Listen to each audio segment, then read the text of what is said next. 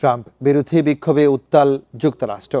Washington DC, Los Angeles, new York থেকে শুরু করে গুরুত্বপূর্ণ বিভিন্ন শহরের রাজপথে নেমে বিক্ষোভ করেন কয়েক হাজার মানুষ।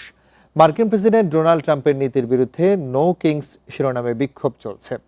আন্দোলনের সূচনাকারী সংগঠন ইন্ডিভাইজিবল এর সহপ্রতিষ্ঠাতা লেহ গ্রিনবার্গ বলেন, এই আন্দোলনের গুরুত্ব শুধু অংশগ্রহণের সংখ্যায় নয়, বরং ট্রাম্পের আধিপত্যবাদকে দেশ জুড়ে পরিচিত করে দেয়া। এর আগে 2 দফায় এমন বিক্ষোভ কর্মসূচি কয়েক লক্ষ মানুষ অংশ নেন।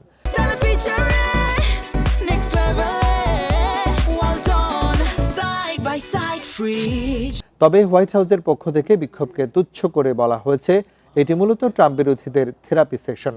বিশ্লেষকদের মতে, মধ্যবর্তী নির্বাচনকে সামনে রেখে এবং ইরান যুদ্ধ ঘিরে বাড়তে থাকা উত্তেজনার মধ্যে এই আন্দোলন যুক্তরাষ্ট্রের রাজনৈতিক অঙ্গনে নতুন চাপ তৈরি করতে পারে।